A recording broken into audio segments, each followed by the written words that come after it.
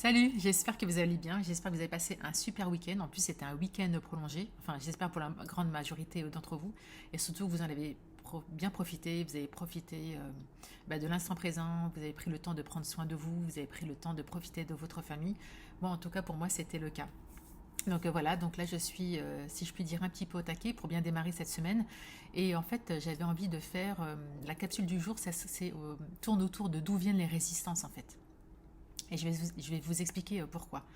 En fait, chaque changement, on dit, en fait, appelle à de la résistance. Et la résistance est toujours basée sur un souci ou une crainte de perdre quelque chose. Et la résistance, elle met les besoins en évidence. Et nos résistances, elles sont liées à des peurs, donc à des besoins. Donc résistance, donc ça veut dire qu'il y a un changement, il y a ce changement, il y a une peur, et derrière cette peur, il y a un besoin. Et pourquoi j'ai pensé à faire cette capsule aujourd'hui? Parce que déjà, je rappelle, la peur, c'est une émotion qui est désagréable, mais il y a toujours une intention positive derrière, avec un message positif derrière et un besoin derrière auquel il est hyper important de répondre. La peur, bon, effectivement, il y a des sensations, il y a une expression automatique faciale qui est associée, mais il y a aussi des ressentis aussi dans le corps. Et moi, quand vous êtes dans l'instant présent et que vous apprenez à vous connaître, en fait, vous arrivez à vous connecter, à ressentir les sensations physiologiques dans le corps. Par exemple, vous pouvez vous trembler, vous avez le cœur qui bat super vite. Quand vous avez peur, vous n'avez plus cette capacité de discernement, vous pouvez plus du tout vous contrôler, etc. etc. Et ce qui est moi, ce qui m'impressionne, c'est que la peur, elle peut être rationnelle ou irrationnelle. Rationnelle dans le sens, évidemment, heureusement que la peur, elle est là. Elle vous dit, quand il y a un danger, par exemple, elle nous dit, par exemple, quand vous êtes dans une voiture ou peut-être vous n'êtes pas... peut-être que vous étiez connecté, vous êtes en mode pilotage automatique et qu'il y a un enfant qui traverse au passage piéton, vous le voyez, là, heureusement, la peur, elle est là. Votre cerveau vous envoie un message qui envoie des hormones chimiques associées à la peur et donc, du coup, vous freinez, d'accord? Donc, la peur, c'est une émotion qui est hyper importante, même si elle est désagréable, elle a sa place. Et puis, vous avez aussi la peur, parfois, elle est irrationnelle. Par exemple, quand moi, je pense, toutes les fois où j'ai décidé de me lancer à mon compte, quand je décide de travailler sur des ateliers, sur différents projets, très souvent, la peur aussi. Donc, quand je fais une projection, c'est une projection dans le futur et c'est juste un fantasme de mon cerveau en fait. Et ça, c'est complètement irrationnel.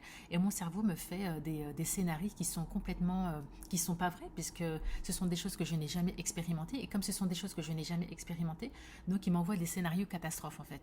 Et tout ça toujours pour certainement pour que pour que je step back, pour que je fasse un pas en arrière, parce que c'est quelque chose qu'il ne connaît pas, et c'est dans ce sens-là qu'il me conforte.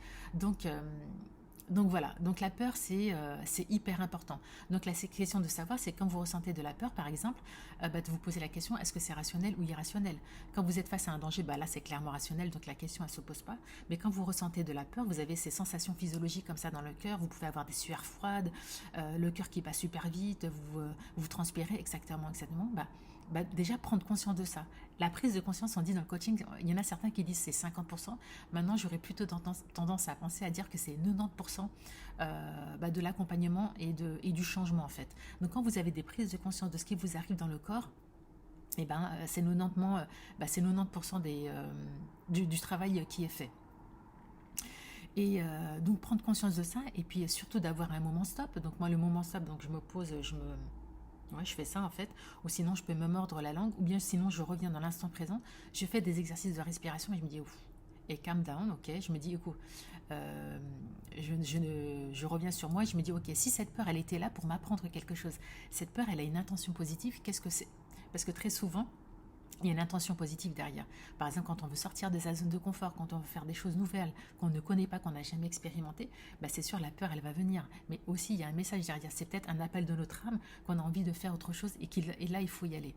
Et donc, quand vous reprenez à ça, quand vous reprenez le contrôle et que vous vous dites, ok, quelle est l'intention positive de ma peur, quand vous avez face à un nouveau projet, à une nouvelle expérience, quelque chose que vous n'avez expérimenté, de se dire c'est quoi. Et donc vous reprenez votre contrôle en fait, grâce peut-être à des exercices de respiration. Et donc voilà, et par exemple, moi pour vous dire ce que je suis en train de vivre en ce moment, je vous ai déjà dit en fait que donc vous avez les sensations physiologiques, mais on a tout en fait, on a toutes les ressources en nous et notre corps en fait il nous envoie déjà des messages. Très souvent on va aller consulter un pharmacien, on va aller consulter une énergéticienne, on va aller consulter un médecin, etc., etc., pour nous dire ce qu'on sait déjà en fait, parce que ça nous conforte. Mais en soi déjà, votre corps, il vous donne déjà ces informations. Par exemple, moi en ce moment, je sais que j'expérimente beaucoup des douleurs que j'ai au niveau du genou. d'accord? Ça part au niveau des genoux et ça descend jusqu'aux pieds. Et donc moi j'ai bien compris en fait que c'était psychosomatique. Je sais que mon corps m'envoyait un message, mais je ne savais pas trop quoi, même si dans mon fort intérieur c'était inconscient, mais je savais qu'il y avait un message derrière, parce qu'en ce moment je suis en train d'expérimenter pas mal de choses dans ma vie personnelle. Et donc je suis quand même allée consulter une énergéticienne, et donc elle m'a dit des choses, et frère, c'est quand elle me les a dites, ça a fait écho en moi. Par exemple, le mot genou, dans le langage des oiseaux, vous avez le mot je, nous, donc les deux pronoms personnels, le je dans le nous. Donc la question était de savoir, moi, où est-ce que je me positionne aujourd'hui dans le nous, au sein de ma communauté. D'accord, et quand elle m'a dit ça, j'ai dit, mais en fait, c'est vrai, où est-ce qu'elle est ma place? Et surtout dans ma vie perso, dans ma vie professionnelle, et ben je me suis dit, ouais, c'est vrai. Et en fait, le genou, c'est ce qui nous permet aussi de fléchir, c'est ce qui nous permet aussi d'aller de l'avant. Et donc, je me suis dit, ok, là, c'est un message que mon corps est en train de m'envoyer. Et donc pendant cette séance de méditation, donc je me pose la question de savoir quel est le message. Quel est le message inconscient? Quel est le message que mon corps a envie de me dire par rapport à ces douleurs que j'ai au niveau de genou? Qu'est-ce que je dois accueillir? Sur quoi je dois lâcher prise? Et tout ça en fait. Parce que très souvent on s'obstine sur certaines choses, mais notre corps veut nous envoyer vers autre chose. Et je trouve ça hyper puissant, et c'est pour ça que c'est ce que j'avais envie de partager avec vous sur ces résistances. Donc là en fait, mon corps et mon genou, au travers de mon corps, me dit je dois lâcher prise. Et c'est pour ça que j'ai des douleurs, parce que moi je résiste. C'est comme si vous voulez, j'ai envie d'aller sur ce chemin, mais mon corps me dit d'aller vers ce chemin. Donc voilà, ce matin j'ai fait mes exercices de méditation, et donc du coup j'ai posé l'intention en fait de lâcher prise, etc., etc. Donc, par exemple, si on veut prendre quelques exemples des différentes peurs, par exemple, je vous ai dit, derrière la peur, il y a un besoin, puisque derrière chaque émotion, il y a un besoin. Donc, par exemple, derrière la peur de l'échec, ça veut dire qu'il y a un besoin de succès. Donc, toutes les fois où tu as peur d'échouer, ça veut dire que toi, le besoin que tu as derrière, c'est un besoin de succès. Quand tu as la peur des conflits, si tu as peur des conflits, ça veut dire qu'en soi, pour toi, tu as un besoin d'harmonie. Ok, quand tu as la peur d'être isolé, ça veut dire pour toi que tu as besoin de te sentir en sécurité. Quand tu as la peur de perdre quelque chose, ça veut dire que tu as envie de conserver des éléments qui ont de la valeur pour toi. Et ça, c'est quelque chose que j'ai vécu il y a pas très longtemps, que je vais m'autoriser à partager avec vous. Je me suis rendu compte que peut-être qu'il fallait que je me débarrasse, que je vende certaines choses qui avaient certaines valeurs pour moi. Peut-être parce que je me suis dit, voilà, il faut faire du tri, il faut se débarrasser de certaines choses, se dire, ok, si je ne les utilise pas, ça veut dire que faut faire tourner le truc en fait, il faut circuler, arrêter de stocker. Et puis c'était assez paradoxal, parce que j'avais bien conscience qu'il fallait faire ça, que c'était bon, mais il y avait une partie de moi qui n'avait pas envie de le faire, parce que ça veut dire que en conservant ces choses qui ont de la valeur, en fait, si j'ai conservé ces choses qui avaient de la valeur, ça veut dire que pour moi, j'associais mon identité à ces choses-là, ce qui avait de la valeur. Mais en fait, non, en fait. C'est pas parce que je perds ces choses matérielles qui ont de la valeur, ça veut pas dire. Je me suis dit, il y a un gros travail encore que je dois faire sur moi-même, en disant que je ne suis pas le matériel. Et les possessions que j'ai, les possessions matérielles que j'ai, c'est pas ça qui m'identifie en fait.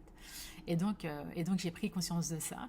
C'est assez bizarre. Je me suis dit, ok, tu veux faire ça parce que je suis dans une idéologie que je veux faire circuler l'énergie et je veux pas conserver des choses. Et à côté de ça, ça veut dire que je perds des choses des choses matérielles qui ont de la valeur. Et pour ça, c'était un petit peu douloureux pour moi. Et c'est là où je me suis rendu compte, mais en fait, si je les perds, ça veut dire quoi en fait? Et donc j'ai réalisé ça. Donc j'ai trouvé ça hyper puissant. La peur de l'inconnu, hein, c'est-à-dire quand on change de sa zone de confort, on ne sait pas du tout ce qui va nous arriver, on ne sait pas ce qu'on va expérimenter. Donc c'est encore un besoin de sécurité. Et la peur de faire des erreurs, on a tout le temps peur de faire des erreurs, c'est-à-dire qu'on a un besoin de bien faire les choses, un besoin de le faire savoir, et peut-être aussi un besoin de reconnaissance. Voilà, donc c'était la petite capsule d'aujourd'hui que j'avais envie de partager avec vous, et qui est aussi en lien avec moi. Donc je vous partage aussi mes petites expériences. Voilà, donc j'espère que cette petite capsule du jour vous a plu. Si jamais, n'hésitez pas à liker, n'hésitez pas à partager, n'hésitez pas à mettre des commentaires, n'hésitez pas à dire si ça vous parle. Euh, et voilà, bah, je vous souhaite une très très belle semaine. Je vous souhaite de prendre bien soin de vous et je vous dis à bientôt.